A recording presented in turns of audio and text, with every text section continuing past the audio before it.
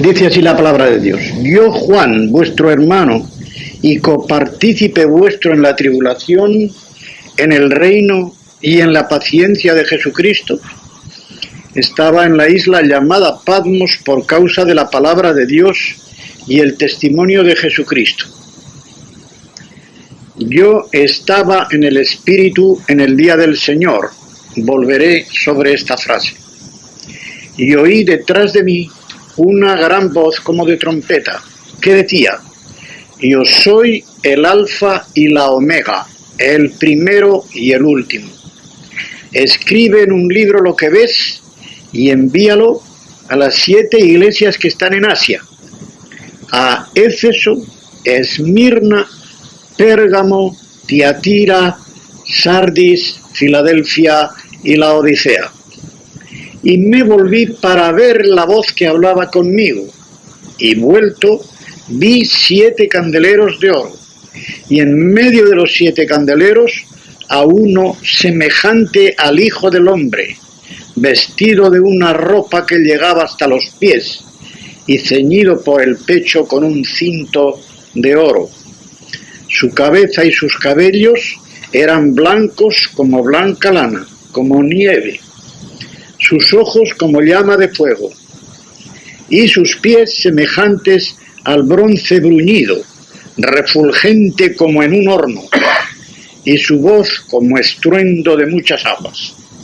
Tenía en su diestra 7 estrellas, de su boca salía una espada aguda de 2 filos, y su rostro era como el sol cuando resplandece en su fuerza. Cuando le vi, caí como muerto a sus pies, y él puso su diestra sobre mí, diciéndome: no temas, yo soy el primero y el último, y el que vivo, y estuve muerto, mas he aquí que vivo por los siglos de los siglos, amén, y tengo las llaves de la muerte y del Hades. Escribe las cosas que has visto, y las que son, y las que han de ser después de estas. El misterio de las 7 estrellas que has visto en mi diestra, y de los 7 candeleros de oro. Las 7 estrellas son los ángeles de las 7 iglesias, y los 7 candeleros que has visto son las 7 iglesias.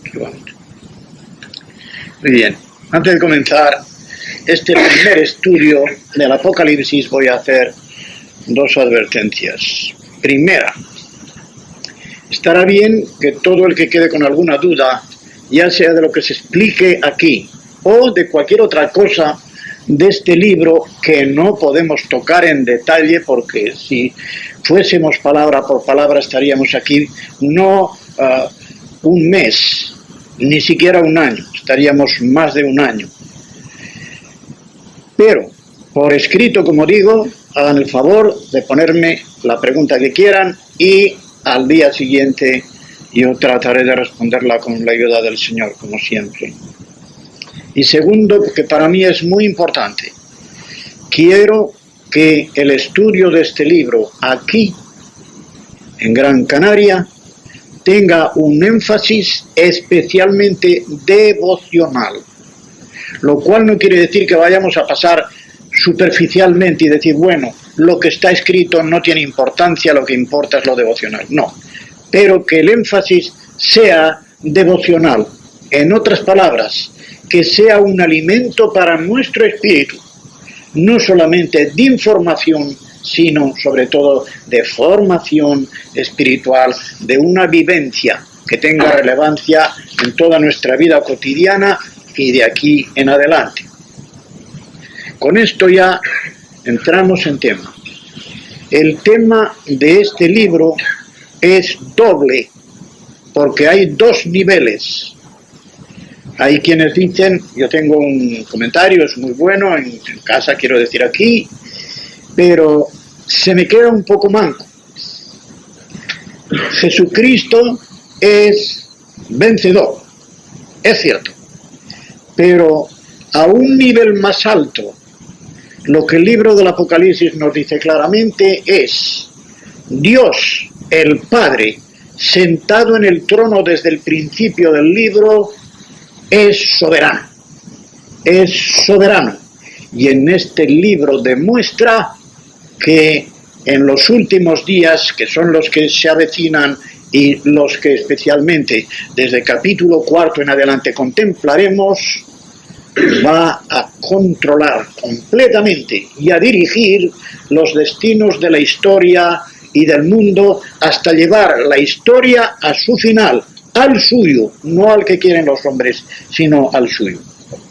Si fuésemos a decir qué versículos son los versículos clave en este libro, yo pondría 4, pero por diferentes razones.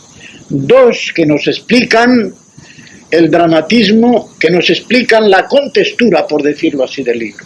Y otros 2 que nos dan una indicación preciosa de cosas que a veces se entienden mal o se entienden confusamente. El primero es, en este mismo capítulo, el versículo 19, que es el que establece la división del libro. Fijaos bien, por eso lo he leído despacito. Escribe las cosas que has visto. ¿En qué tiempo está este verbo? Pretérito perfecto, pasado. Y las que son.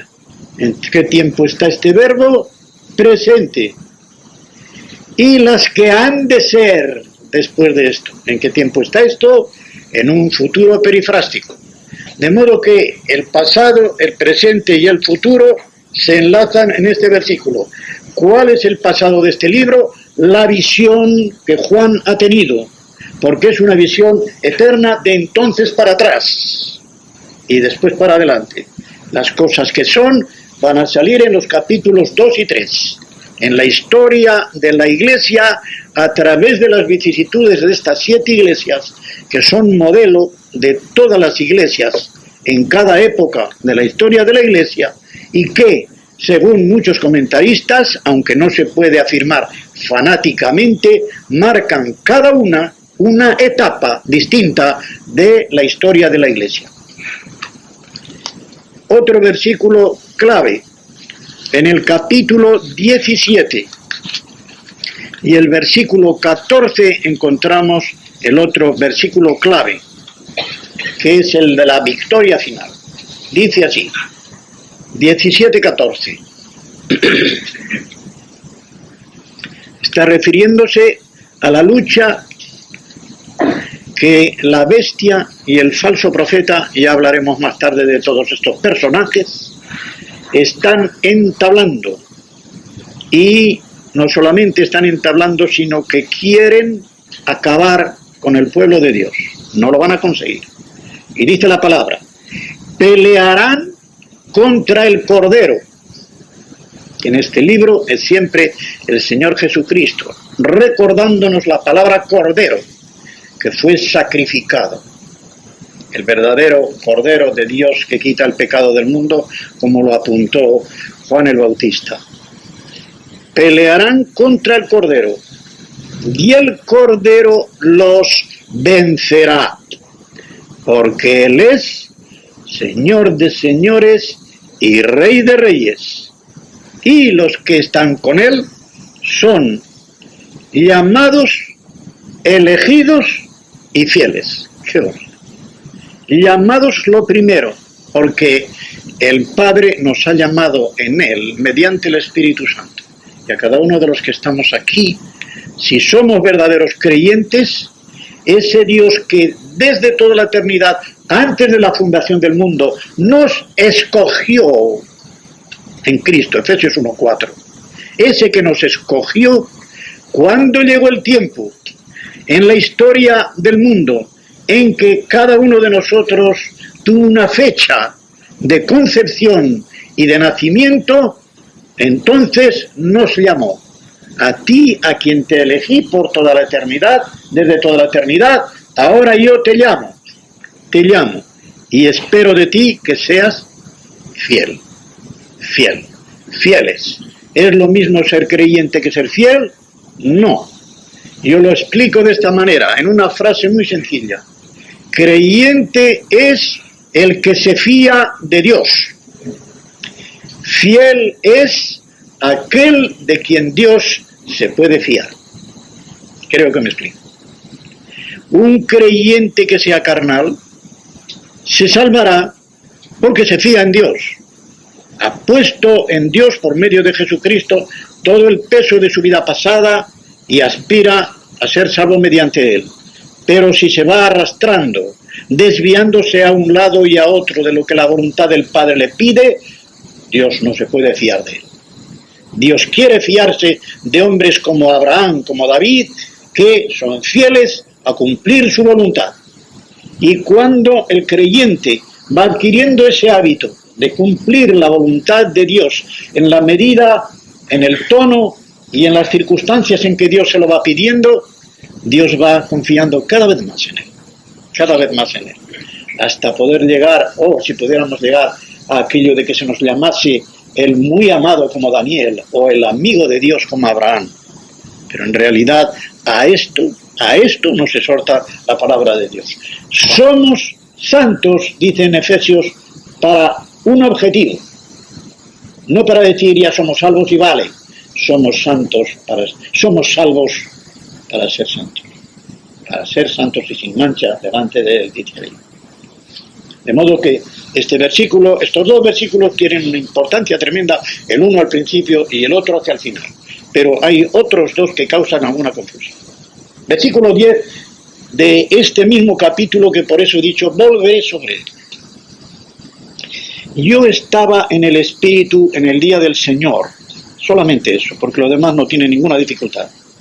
Estaba en el Espíritu. El original dice, me hallé o llegué a estar. Me hallé o llegué a estar. Es el mismo verbo que está en Juan 1:14, donde leemos, y aquel verbo se hizo carne, él mismo se hizo carne. Yo llegué a estar en el día señorial, no en el día del Señor. En el día señorial. En el Espíritu significa no en el Espíritu Santo, aunque aquí lo tenemos con mayúsculas. En mi espíritu yo estuve, para decirlo en otras palabras, Juan como profeta y como algunas veces los antiguos profetas, cayó en éxtasis, en lo que se llama cayó en éxtasis. Y en ese trance, por decirlo de alguna manera, porque la Biblia también lo llama así, en ese trance de éxtasis, en que estaba, por decirlo así, fuera de sí, fue elevado su espíritu arriba para contemplar las realidades celestiales, no solamente conforme reflejan la historia del mundo de hoy, sino como iban a reflejar la historia del porvenir. Y tener el privilegio de que Dios, mediante esa revelación personal, extraordinaria y espectacular, a él, al discípulo amado, le dijese lo que había de suceder. Las cosas que serán después de estas, incluido. ¡Qué privilegio tan grande! Pero lo que significa es esto. ¿Cuál es el día señorial? El día señorial en la Biblia está clarísimo. Es el llamado el día de Yahvé. Y os fijaréis que yo diré siempre día de Yahvé. Día de Jehová me suena mal por dos razones. Primero, porque es falso. La verdadera lectura es Yahvé. Y segundo, porque del nombre de Jehová han abusado los testigos de Jehová y no debemos permitir que se nos confunda con ellos. No debemos permitir que se nos confunda con los testigos de Jehová. Porque si os oyen leer y decir Jehová, Jehová, estos son los mismos. No. El nombre es Yahvé. Y el día de Yahvé en el Antiguo Testamento, especialmente a lo largo de los profetas, y curiosamente, más que en todos en los profetas menores, es aquel día, no un día de 24 horas, sino un día que puede ser de 1000 años, porque la palabra de Dios nos dice que para Dios 1000 años son como un día, ese día grande como grande es Dios. En ese día Dios va a ejecutar sentencia sobre la humanidad pecadora y va a demostrar que es un juez de quien nadie se puede reír. Ahora hay muchos que se ríen de Dios. En la segunda de Pedro, el apóstol Pedro nos dice en el capítulo 3 y en el versículo 9 que hay burladores, dice en el contexto anterior, burladores que están diciendo, ¿para qué dicen que va a venir? ¿Qué va a venir? si las cosas después de tantos años están como al principio? No retarda Dios su promesa, dice Pedro en ese versículo. Lo que pasa es que tiene mucha paciencia. Y en esa paciencia Dios está esperando que muchos que no se arrepienten y se convierten lleguen por fin al arrepentimiento y a la salvación. Es una señal de misericordia de Dios, no es una señal de debilidad, no puede serlo. Es una señal de la misericordia de Dios que está diciendo, vamos a ver cuándo se cumple el número de los elegidos. Y en eso, hermanos y hermanas, tenemos nosotros una responsabilidad muy grande. Porque el que eso se cumpla antes o después, y el que la venida del Señor se adelante un poco o no, depende también de nosotros, teniendo en cuenta que ya está visto por Dios desde toda la eternidad. No le vamos a cambiar el programa a Dios. Pero en ese programa eterno de Dios, Dios ha visto también lo que nosotros habíamos de hacer. Y Él ha visto si nosotros vamos a preocuparnos de dar testimonio del Evangelio, de dar testimonio del Señor Jesucristo y de procurar con todas nuestras fuerzas traer más almas al conocimiento del Señor para que en esta forma se cumpla el número de los elegidos. De modo que esto es muy interesante. No significa el domingo. El domingo en el Nuevo Testamento, y creo que son 4 veces las que sale, es siempre, siempre, siempre el primer día de la semana. Si leéis los Evangelios, en 3 de ellos por lo menos, y en Hechos, en el capítulo 20, el primer día de la semana. Y sabemos que en ese primer día de la semana es cuando los primitivos cristianos se reunían, etcétera, etcétera, y tenemos ya de muy antiguo, del siglo II, el programa completo de los servicios de culto, de adoración, etcétera. De modo que ese es el día domingo, el primer día de la semana. Y os voy a decir otra cosa, que es la tercera razón. Acostumbrarse a decir que el domingo es el día del Señor, consciente o inconscientemente, pone dentro de la mente de uno la idea de que Dios tiene un día, que es el domingo. Los demás días son nuestros. Y eso es falso. Y a mí me consta que hay muchos que piensan, bueno, ya he cumplido con el Señor, porque he ido mañana y tarde a los cultos, he dado mi ofrenda, he procurado cantar bien, etcétera, etcétera, y ya está, y ya he cumplido. Los demás días son para mí. Mi negocio es mío, no del Señor. Lo he oído, hermanos, lo he oído, y de quien menos podía pensarlo, no de un cualquiera, incluso de ancianos. El negocio es mío. Casi diciendo que nadie se meta, ni siquiera el Señor. Eso es terrible. Pablo en Romanos 12, ya en el primer versículo, nos dice que es una consagración completa la que le debemos al Señor. Así, presentad vuestros cuerpos en sacrificio vivo, santo, agradable, etc. Es decir, toda la vida y todos los momentos de la vida son del Señor. Por eso el apóstol Pablo puede decir que ya sea que comáis, ya sea que bebáis, etc., todo se hace con acción de gracias y para la gloria de Dios. En todo ello Dios tiene su lugar y tiene su primer lugar. Si no tenemos esto muy claro, vamos a cometer muchos pecados. No se pueden llamar defectos ni faltas, sino pecados. La conciencia nuestra tiene que estar alerta cada día y cada hora de que somos del Señor, de que estamos en la presencia del Señor, de que el Señor está viendo y oyendo y teniendo en cuenta todo lo que pensamos, lo que queremos, lo que decimos, lo que actuamos, nuestros planes íntimos del corazón, todo está desnudo y descubierto ante su presencia. Todos los días, todas las horas de la semana, todos los meses del año, toda nuestra vida. Si tenemos esto en cuenta, nuestra elevación espiritual va a ser estupenda. Vamos a ir adelantándonos y, como dice el apóstol Pablo, olvidando lo que queda atrás y lanzándonos hacia adelante, siempre, siempre, siempre hacia adelante. El otro versículo es 19, capítulo 19, versículo 10, en su segunda parte. Dice así: el testimonio de Jesús es el espíritu de la profecía. El testimonio de Jesús es el espíritu de la profecía. ¿Qué quiere decir esta frase? Que a primera vista parece cabalística. Lo digo quizá, no sé si vosotros la entendéis bien, pero os aseguro que la primera vez que yo me encaré con esta frase no sabía ni qué quería decir tal cosa. El testimonio de Jesús es el espíritu de la profecía. ¿Quién da testimonio? ¿Jesús es el que da testimonio ahí? Pues no quiere decir eso. El espíritu de la profecía, espíritu con minúscula, equivale a dirección. Espíritu en el sentido, como dice Pablo, los que son llevados por todo viento de doctrina, o Juan en la primera carta, en el capítulo 4, versículos 1, 2 y 3, cuando dice que los que confiesan que Jesucristo ha venido en carne son los que tienen el Espíritu de Dios. Los que confiesan, los que niegan que Jesucristo haya venido en carne, esos tienen el espíritu del anticristo.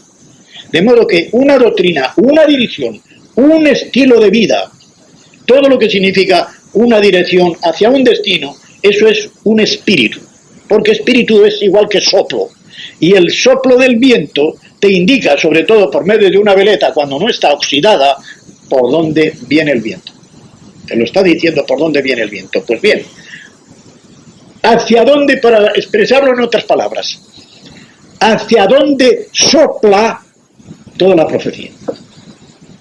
Hacia Jesucristo. De modo que toda la profecía da testimonio de Jesús. Ese es el sentido de la frase. Toda la profecía da testimonio de Jesús.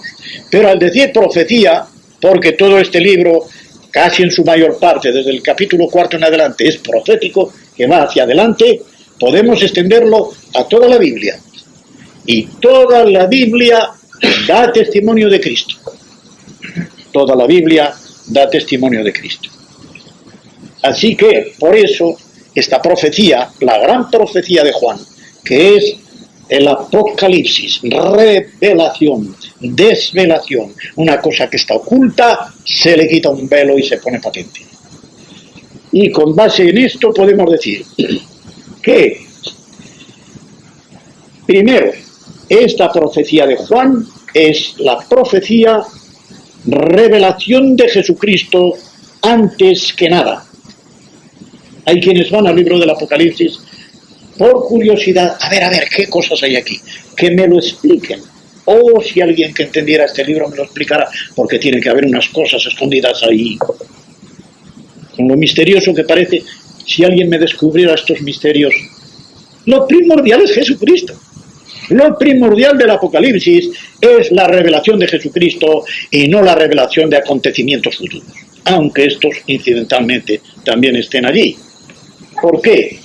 Porque sería peligrosísimo divorciar la persona de la profecía, porque sin la persona no hay cumplimiento de profecía.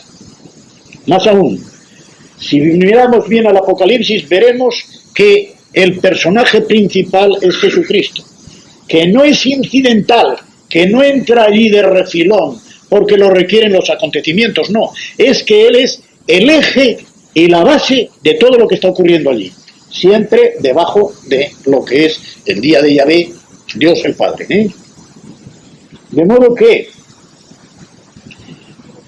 si se mira así este libro, entonces vemos cómo, por ejemplo, en los capítulos 1 al 3, tenemos ahí al exaltado sacerdote rey que está ministrando a sus iglesias representativas de las demás, que tiene las 7 estrellas en su mano, los ángeles de las iglesias. No me voy a meter a estos, a no ser que me hagan la pregunta por escrito, de quiénes son esos ángeles de las iglesias, y ahí está él paseándose por el medio, como diciendo, yo soy aquí el dueño y señor,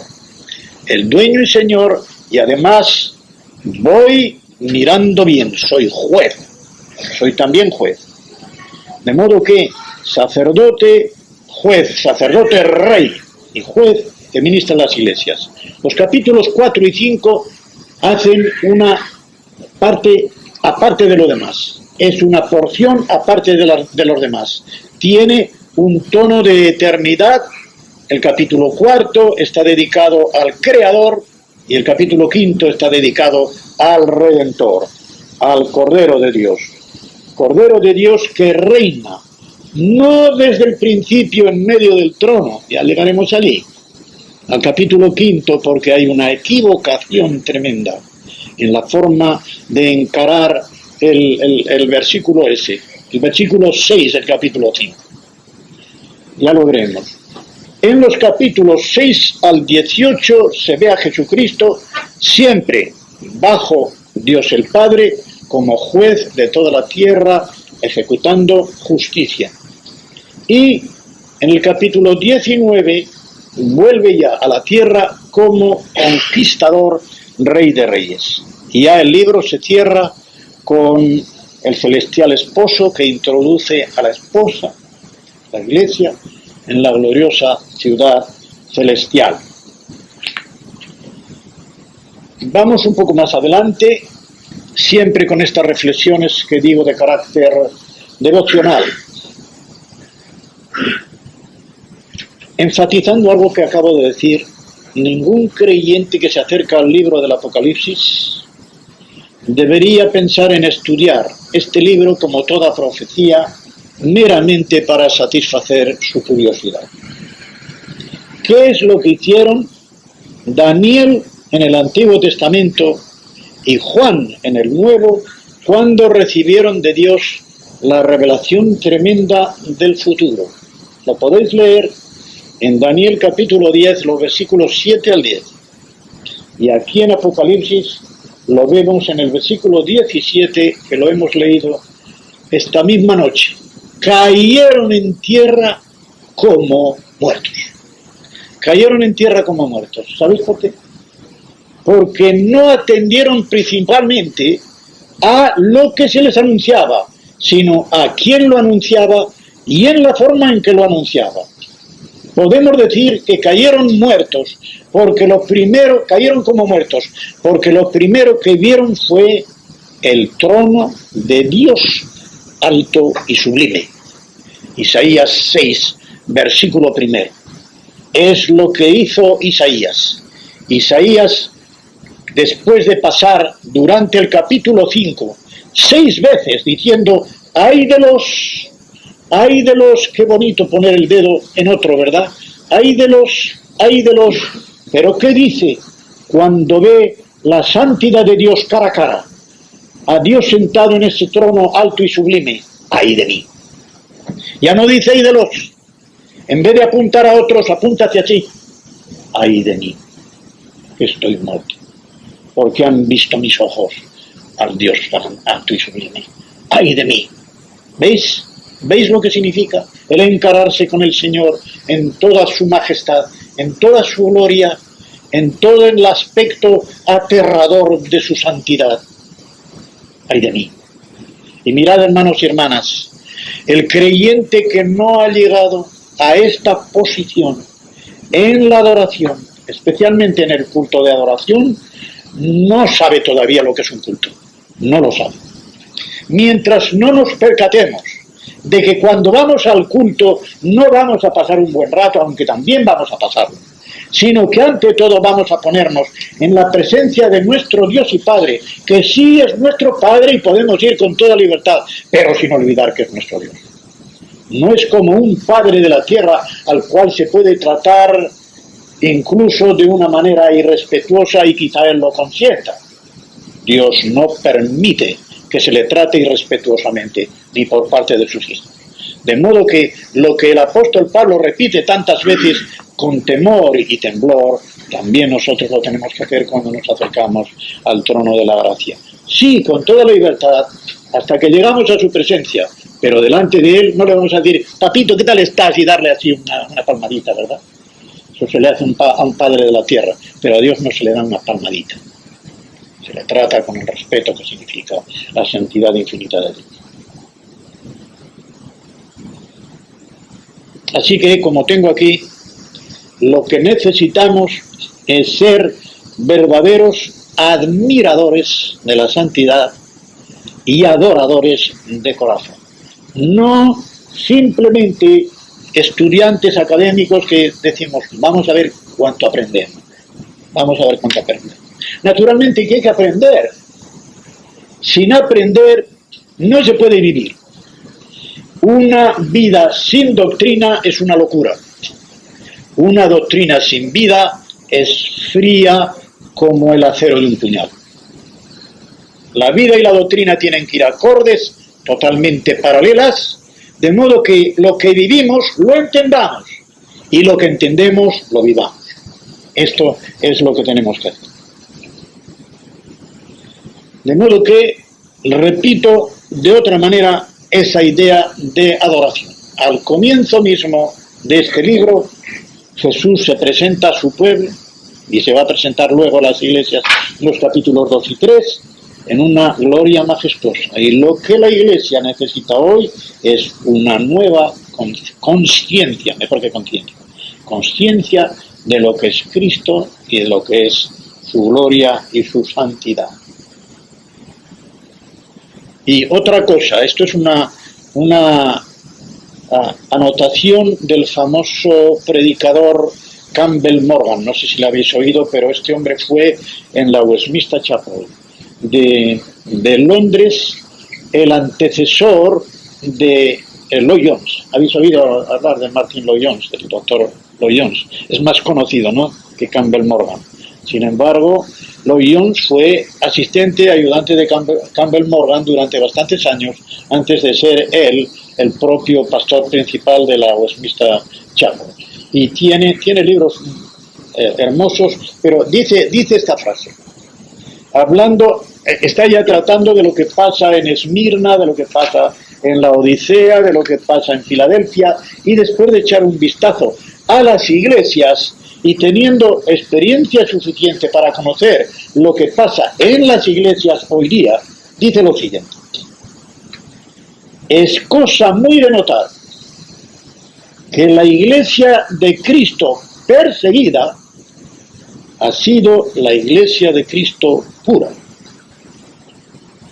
La iglesia de Cristo protegida ha sido siempre la iglesia de Cristo impura. Protegida es un vocablo que no da del todo lo que él significa, porque él en inglés no dice protected, sino patronize, que significa una iglesia a la cual el Estado, los capitalistas, etcétera, le dan bombo y platillo, a la que van bien, y el diablo se está riendo, y qué contento cuando la gente dice, qué bien va, da gusto de entrar en esa congregación, da gusto de tal, malo, de la misma manera que uno de nuestros himnos dice que el mundo entero a una voz a Cristo rechazó. Si nosotros somos fieles seguidores de Cristo, tened en cuenta que el mundo nos rechazará. Si el mundo no nos rechaza, es muy mala señal. Es muy mala señal. Por lo tanto, lo que hemos de esperar de nuestro entorno, si somos fieles en una época o en otra, con Franco o con Felipe González, va a ser persecución. Va a ser persecución. Va a ser odio, va a ser indiferencia, va a ser desprecio, en realidad persecución de cualquier clase, Ahora, si vamos a contemporizar, si permitimos no solamente el estar en el mundo, sino que el mundo entre en la iglesia y que nos toque todo lo mundano, como está aconteciendo desgraciadamente en muchas congregaciones, vamos mal. No podemos esperar una bendición de Dios para nuestra congregación si no hacemos todo lo posible para que esa congregación se mantenga fiel y pura.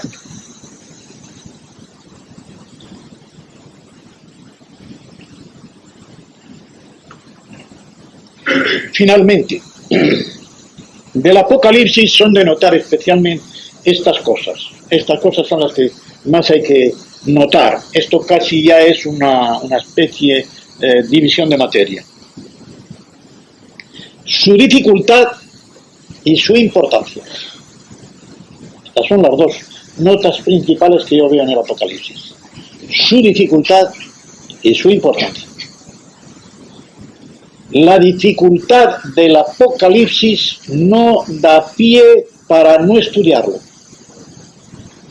Estando en Inglaterra, y creo que hacía bastantes años, leí en una revista lo que escribía un pastor de una iglesia, un pastor conservador, ortodoxo, en una congregación también que no se le podía poner ningún pero, al menos en la doctrina, y este pastor cuando entró dijo: me voy a establecer un programa de enseñanza en la iglesia que cubra toda la Biblia. Y si estoy más de 10 años, después de 10 años lo volveré a comenzar. De modo que él esperaba, con el favor de Dios, explicar toda la Biblia a su congregación en 10 años. Y volverla, porque casi había ya otra especie de generación, a los 10 años. Y añadía: pero no pienso tocar el Apocalipsis. Me da miedo. Pero, ¿por qué? Porque, ya lo veremos. ¿Qué es lo que hace falta para vencer esa dificultad que no se puede negar del Apocalipsis a quien llegue y quiera estudiarlo superficialmente? 3 cosas para mí son completamente necesarias. Primero, un correcto espíritu de humildad. Así. Entrar en Apocalipsis muy pequeñito y muy bajito, sin pensar que uno sabe nada. Por mucho que sepa, decir delante del Señor como si no supiera nada: yo ante esta profecía tan majestuosa me siento tan pequeñito, Señor, ayúdame, pero una cosa sí quiero: no quiero meter nada mío, sino recibir todo tuyo. No quiero meter ningún pensamiento mío, ningún prejuicio mío, ninguna preconcepción que yo tenga antes de lo que me hayan enseñado o tal. No quiero decir con eso que sean falsas las cosas que se le hayan enseñado. Pero a ser posible que entre, como se dice, en tierra virgen, virginalmente también, diciendo: Señor, aquí estoy, enséñame. Habla, Señor, porque tu siervo escucha. Las palabras de Samuel. Habla, Señor, porque tu siervo escucha. Así hay que entrar con este espíritu de humildad. Segundo, con un correcto conocimiento del contexto general de la profecía. Y esto envuelve el contexto general de la Biblia. En otras palabras, no pretendas entender el Apocalipsis de ninguna manera si no entiendes a los profetas, especialmente Isaías, Jeremías, Ezequiel, Daniel y Zacarías, especialmente esos. Si no los entiendes, no te metas. Y si además de entenderlos, entiendes bien el contexto general de la Biblia, desde el principio hasta llegar al Apocalipsis, llevarás mucho adelantado para entender también el Apocalipsis. Y muchas veces las confusiones que se tienen respecto de porciones, de versículos o de palabras del Apocalipsis se basan en esto, en que no hay el suficiente conocimiento de la Biblia, del resto de la Biblia. Y tercero, aplicar las normas de una correcta hermenéutica. No hay más remedio. Al que le parezca mal esta palabra, tiene que aguantarse. ¿Por qué? ¿Qué significa hermenéutica? El verbo hermeneuo sale muchas veces en los evangelios, y sale especialmente en Mateo, y significa traducir. Que traducido se dice tal, que traducido se dice tal, y allí tienes un compuesto del verbo hermeneuo. De modo que hermenéutica no es más que hacer una especie de traducción del lenguaje de la Biblia al nuestro. ¿Es que el lenguaje de la Biblia no es el nuestro? No. ¿Me habéis oído? Pues me oiréis otra vez. El lenguaje de la Biblia no es el nuestro. ¿Por qué? Porque la Biblia tiene 2 clases de destinatarios. Destinatarios primarios, aquellos a quienes un libro va dirigido. Por ejemplo, el Antiguo Testamento en general al pueblo judío, un pueblo con una cultura especial, muy diferente de la nuestra occidental. Cultura semita, muy plástica, de mucha imaginación, de mucha metáfora, que no son las nuestras, son diferentes. Las maneras de concebir el universo, todo eso es diferente. Y Dios, para que entendieran, se acomoda a su cultura y habla en la Biblia de forma que le puedan entender sus destinatarios. Pero nosotros tenemos que estudiarla porque si leéis lo que dice en Romanos 15:4 el apóstol Pablo, dice, porque para mí es un versículo clave. Este versículo hay que saberlo, porque creo que es el principal y quizá el único en la Biblia en que se nos dice claramente que toda la Biblia ha sido escrita para nosotros. Las cosas que se escribieron para nuestro provecho fueron escritas. Voy a leer conforme está aquí, porque Romanos 15:14. Digo 15:4, como he dicho antes. Porque las cosas que se escribieron antes, para nuestra enseñanza se escribieron, nuestra. A fin de que, por la paciencia y la consolación de las Escrituras, tengamos esperanza. Así de sencillo. ¿Dónde colocamos la esperanza que tenemos en Dios, en el futuro, en el cielo, etcétera? En la Biblia. ¿Y por qué la podemos colocar ahí? Porque se ha escrito para mí. Se ha escrito para mí. Pero yo no soy el primer destinatario. Era para un pueblo con una cultura muy distinta de la mía. De modo que todo el que quiera saber lo que realmente la Biblia dice para él, tiene que hacer una especie de trasvase o de traducción del lenguaje de la Biblia al suyo. De ahí, hermanos y hermanas, que sea tan difícil hacer una versión de la Biblia. Porque si quieres ser muy literalista, vas a perder la comunicación. Y si te vas de la letra, vas a estropear quizá lo que Dios dice. Es dificilísimo hacer una versión de la Biblia que, siendo fiel al original, sea también comunicativa para que tú la entiendas y cualquiera, el hombre de la calle, como suele decirse, entienda lo que Dios quiere decir. Así. Por eso yo creo que debemos una gratitud enorme a todos los hombres de Dios que con sencillez de corazón y dedicación total se han puesto ante sí porque creyeron que era la voluntad de Dios, y lo era. Una empresa tan grande como desde el principio al final de la Biblia, atreverse a poner cada uno en su lengua lo que el hebreo del Antiguo Testamento, el arameo también, que hay porciones, y el griego del Nuevo Testamento nos dice. Es una tarea estupenda, una tarea difícil y una tarea que merece de todos nosotros gran agradecimiento. Correcta hermenéutica toda. Si no me engaño, fue el año 92 cuando de Edificación Cristiana me pidieron 2 artículos, uno sobre exégesis y otro sobre hermenéutica. No recuerdo en qué mes de ese año salieron, pero yo escribí 2 artículos, uno sobre exégesis y otro sobre hermenéutica, y todo lo que yo pudiera decir esta noche sería menos de lo que dije allí. Creo que hablo de la hermenéutica en general y luego también de las reglas sobre profecía, que necesita una hermenéutica especial. Segundo, su importancia.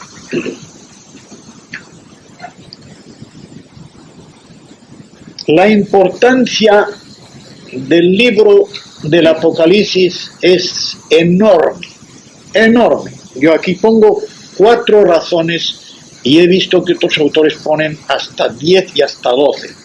Pero lo que me he dado cuenta es de que algunas de las razones que ponen se solapan. Casi vienen a decir lo mismo. Yo no encuentro más que 4, pero 4 muy grandes. Primera, si no existiera el Apocalipsis en la Biblia quedaría tristemente, tremendamente incompleta. Terminaría muy mal. ¿Sabéis por dónde terminaría? Por la epístola de Judas, ¿no? Y qué mal termina. Termina con mucha tristeza. La epístola de Judas, como la segunda epístola de Pedro, son de una tristeza inmensa. ¿Y qué felizmente termina el libro del Apocalipsis? Fijaos cómo termina. El último versículo es una bendición. ¿Os habéis dado cuenta de una cosa? Si no os la digo ahora porque me viene a los labios, me ha venido a la mente y me viene a los labios. ¿Sabéis cómo termina el Antiguo Testamento? Al menos en nuestras Biblias, no en la Biblia hebrea. Porque la Biblia hebrea, sabedlo, termina por el libro segundo de Crónicas, no por Malaquías. ¿Sabéis cómo termina la Biblia en nuestras versiones? ¿Qué palabra es la última que hay? Maldición. ¿Podéis ver? Maldición. ¿Cómo termina el Nuevo Testamento? Con una bendición. Con una bendición. La gracia de nuestro Señor Jesucristo sea con todos vosotros. Amén. Cada mayor. Cada mayor. Bendición. La gracia de aquel que siendo rico por nosotros se hizo pobre para enriquecernos con su pobreza. ¿Cabe mayor bendición? ¿Qué mejor cosa se le puede desear a uno? La gracia del Señor Jesucristo sea contigo. Ahí va todo. El gran favor de Dios en Cristo, que te ha salvado, que te ha perdonado los pecados, que te ha dado la vida eterna, todo está ahí. ¿Qué hay delante? Un llamamiento y un testimonio. El llamamiento en el versículo 19, fijaos bien. Si alguno quitare de las palabras del libro de esta profecía, Dios quitará su parte del árbol, no del libro, del árbol de la vida, de la santa ciudad, etc. Esto para que nadie se meta a alterar la palabra de Dios. Pero después dice, el que da testimonio de estas cosas dice, ¿quién es el que da testimonio? Jesucristo. Dice, ciertamente vengo en breve. Amén. Ciertamente vengo en breve. Y responde el que recibe la comunicación. Así sea. Amén. Sí, ven, Señor Jesús. Lo está viendo ya, ven. Juan ha llegado al final del libro. La segunda venida la tiene bien clara. Ven, Señor Jesús. Ven, Señor Jesús. Y el versículo 17, casi al final de la Biblia, para que se vea lo que es la misericordia de Dios. Parece que todo está sellado, parece que todo está cerrado, parece que ya no hay nada más que añadir a la eternidad en que se desenvuelve el capítulo 22 de Apocalipsis, e incluso el 21. Y sin embargo, el versículo 17, después de la invitación del Espíritu y de la Iglesia, el Espíritu y la esposa le dicen a Cristo, ven. Y dice ahora Juan, y el que oye lo que estoy diciendo, que diga también, ven. Y el que tiene sed, que venga. Y el que quiera, que tome del agua de la vida gratuitamente. De modo que está para acabarse la Biblia, está para acabarse el libro del Apocalipsis, y todavía Dios en su misericordia hace una invitación. Una invitación a todo aquel que tenga sed de felicidad, sed de poder resolver sus problemas, sed de tener una luz que pueda elevarle hacia arriba, sed de comprensión de las cosas, de entenderse a sí mismo, de entender la vida, de entender el mundo, de entender la historia. Todo el que tenga sed, que venga aquí, beberá gratis, no se le va a cobrar ni un céntimo, que venga, que beba, que tome del agua de la vida gratuitamente. Esto es lo primero. Segundo, es el libro por antonomasia, por excelencia, para nuestros días, ¿no es verdad? Incluso muchos creyentes se atreven a poner fechas. Hermanos y hermanas, eso no se puede hacer. Eso no se puede hacer. Hay libros, por ejemplo, creo que es Hal Lindsey, que está siempre poniendo fechas y haciendo el ridículo. Ya lo hacen bastante los testigos de Jehová y los mormones, no lo hagamos también nosotros. Los testigos de Jehová, cambiando continuamente las fechas. Cambiando continuamente las fechas. ¿Por qué? Porque lo que profetizan no se cumple. Y antes de decir, somos profetas falsos, no me entendieron, no nos entendieron, queríamos decir tal, cuando dijimos que la generación aquella, pues no era la generación de 40 años, que es lo que es una generación más o menos en la Biblia. Son los 70, según el Salmo 90, pues la vida del hombre es 70, pero también puede alargarse hasta 80. Y alargando hasta 80, ¿hasta dónde llegamos? ¿Sabéis hasta dónde llegamos? Ya lo hemos pasado. Porque según los testigos de Jehová, el diablo fue echado a la tierra el año 1914. Y Jesucristo comenzó ya a reinar en la tierra, pero invisiblemente, ese mismo año 1914. Reinando como, de forma que hubiera buenos palos, 2 guerras mundiales que han arrasado la tierra, Y, alargando eso hasta los 80 años, ¿a qué año llegas? 1994, se acabó. Ya se acabó en 1994 y el Señor no aparece manifiesto, como yo os he dicho. No se pueden poner fechas. Pero, todas las indicaciones apuntan a que estamos en los últimos días. La velocidad con que van las cosas. ¿Recordáis cómo en una frase pequeña, en el libro de Daniel, creo que es el versículo 3, el 2 o el 3, cómo profetiza lo que va a haber en los últimos días? Son 2 frases, el correr de un lado para otro y el crecimiento de la ciencia. Voy a ver porque es un versículo que me fascina. Daniel 12, que es el último capítulo.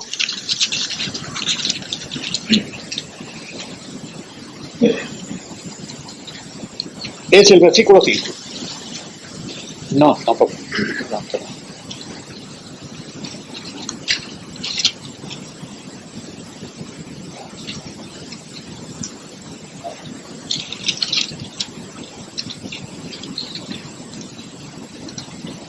El 4, hermano. El 4. Versículo 4. Efectivamente. El 4, en su segunda parte, dice así: muchos correrán de aquí para allá, de un lado para otro, dice el original, ¿verdad? Correrán de un lado para otro.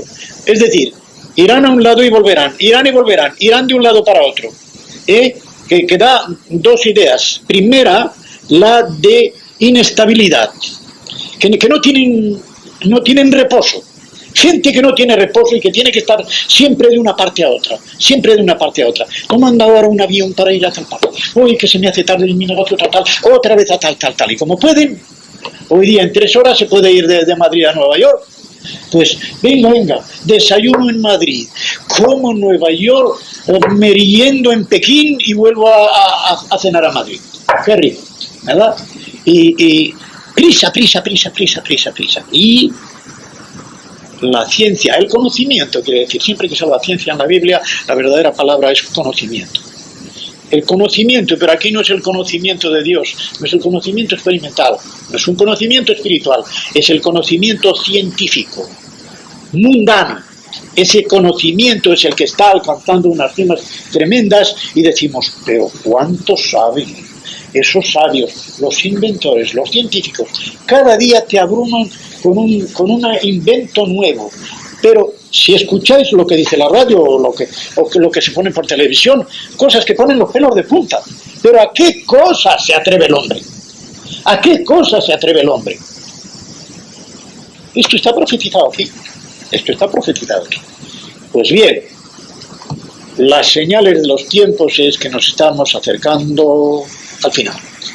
¿Por qué? Porque el tiempo, como los vehículos para alcanzar velocidad, se están moviendo cada vez a mayor velocidad. Si tenemos en cuenta lo que ha ocurrido de 40 años a esta parte, comparado con siglos, es una barbaridad en la forma en que todo esto avanza.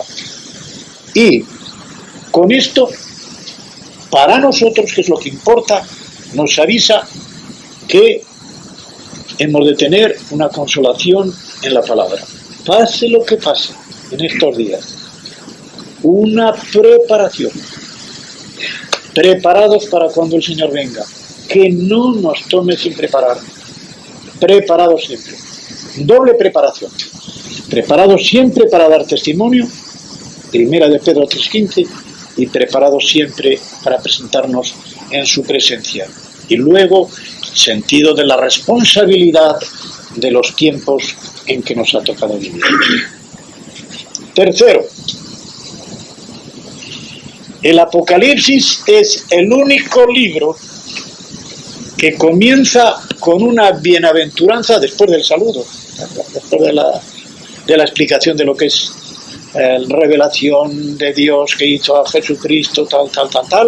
Comienza con una bienaventuranza. ¿Para quién? Para tres personas que pueden ser una misma. Para el que lee, para los que oyen y para los que guardan las palabras de este libro. Ahí lo tenéis. Bienaventurado el que lee. El verbo significa para el que lee en voz alta. De modo que el que lee es el que lee en una congregación. Y los que oyen son como vosotros aquí, los que estáis oyéndome. Yo el que he leído, vosotros los que oís, y todos nosotros los que guardan las palabras que en ella escritas, los que guardan las cosas en ella escritas, porque el tiempo está cerca. El único que comienza con una bienaventuranza para el lector, los que oyen y los que guardan las palabras de la profecía. Hay otro libro que comienza con una bienaventuranza, pero es de manera muy distinta. Ya sabéis cuál es, el libro de los Salmos. Comienza con la palabra bienaventurado. En realidad es un plural. Podríamos decir las bienaventuranzas del que, o la dicha del que, pero allí está en tercera persona y está hablando de otro que puede ser. Bienaventurado el justo que tal. Bienaventurado el que no hizo esto, sino que hizo lo otro. Y finalmente, en este libro los grandes temas de la Biblia tienen su culminación, su final cumplimiento, su culminación.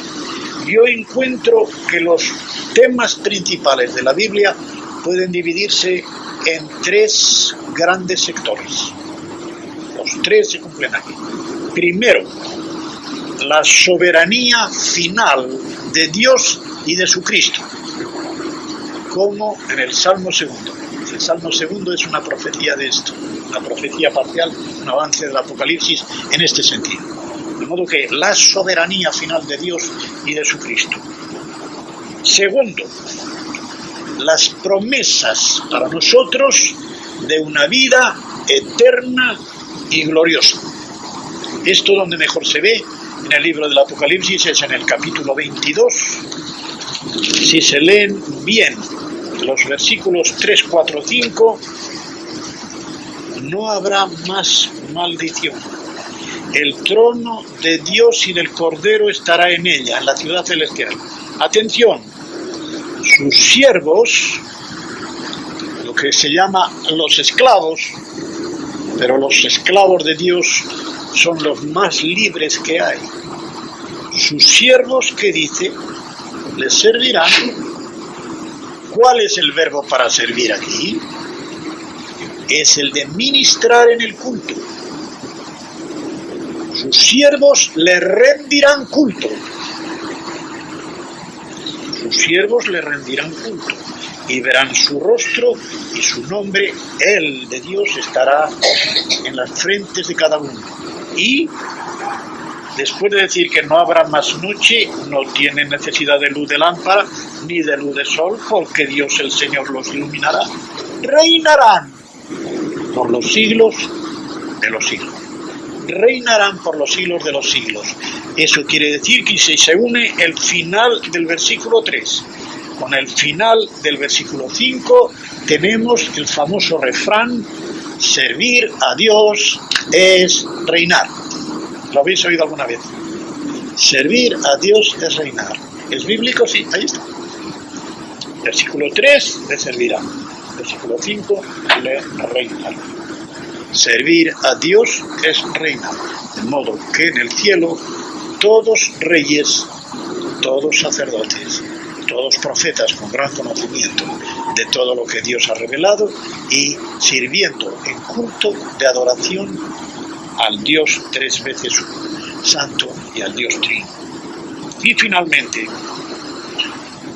el triunfo definitivo del bien sobre el mal.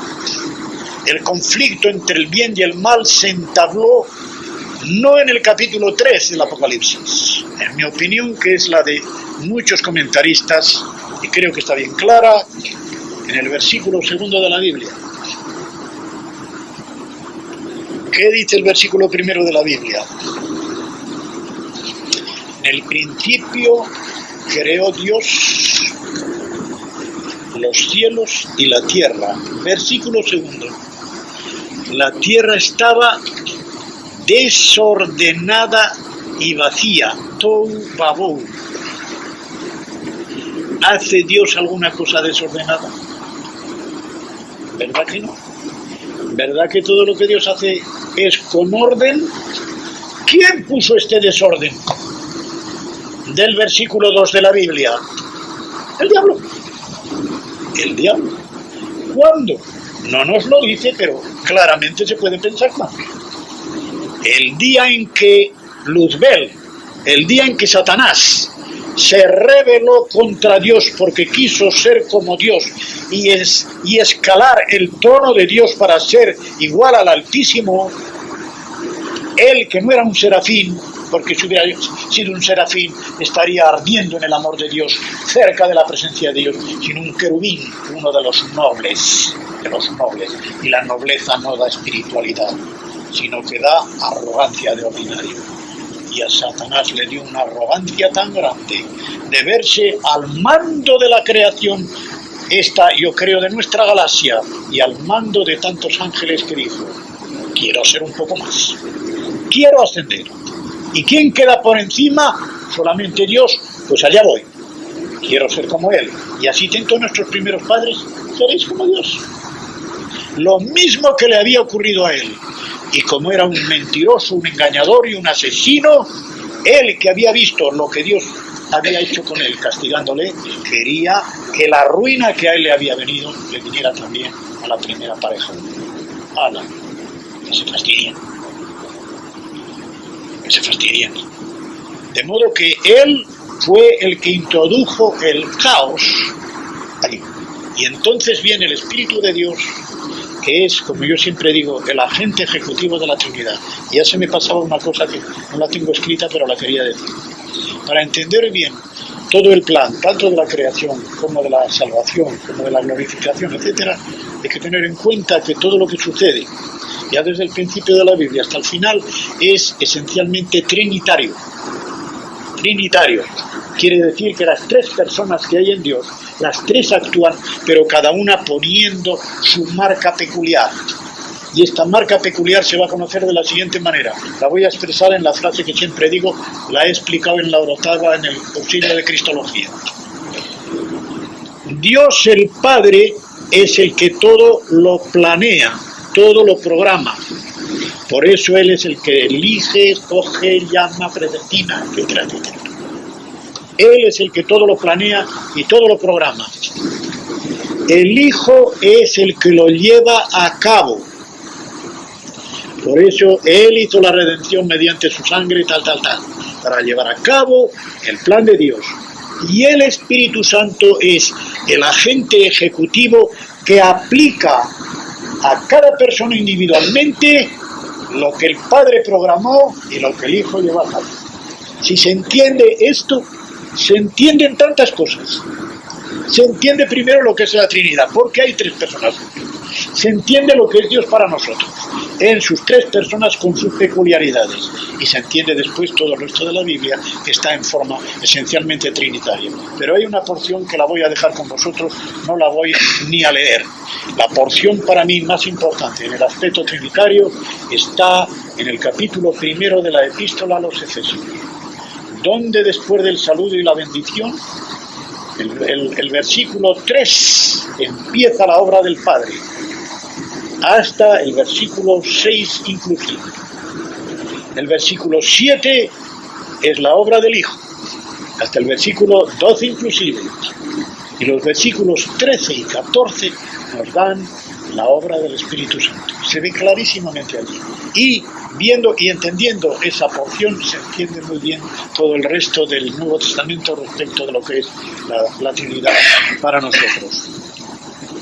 Así que el conflicto que desde el versículo 2 de la Biblia existe hasta el capítulo 19 del Apocalipsis, donde el mal es definitivamente vencido, y luego ya, después de que el mal es vencido en esta tierra, el diablo es arrojado en el capítulo 20 al infierno, donde ya estaban 1000 años antes la bestia y el falso profeta. El mal ha sido definitivamente derrotado. Y entonces lo que cada creyente hijo de Dios puede aplicarse para sí, que es Romanos 8:28, de que todas las cosas, para los que aman a Dios, todas las cosas, prósperas o adversas, como las llamemos, todas cooperan para bien. Eso a nivel universal, de todo el universo, se muestra que al final del Apocalipsis Dios pone como en una pantalla que la puedan ver todos, que al final de todo, todas las cosas, aunque hayan parecido incidentes en los cuales parece que el diablo triunfaba, etcétera, etcétera, etcétera, todo converge para el triunfo del bien, para la glorificación de Dios y de su justicia, porque incluso los condenados al infierno no tendrán más remedio delante del gran trono blanco que confesar la justicia de Dios. Nadie podrá levantarse allí a decirle a Dios: tú eres injusto al mandarme al infierno. Nadie, porque sabe que va allí por su pecado, va allí por no creer, va allí por su resistencia al Evangelio. Pero el que no va al cielo para dar gloria a Dios, le dará también gloria a Dios en el infierno, a su manera, a su manera. De modo que esto es lo que yo veo para un comienzo del estudio del Apocalipsis. Como he dicho al principio, no dejéis de preguntarme, siempre por escrito, cualquier duda que tengáis. Leéis los capítulos hasta el 3 inclusive, y si veis alguna cosa, pues yo querría que don Francisco me explicara este versículo o esta palabra que no la entiendo, y con la ayuda de Dios pues haremos lo posible para encontrar la explicación. Que el Señor nos bendiga a todos. Prefiero que algún otro hermano haga una oración final.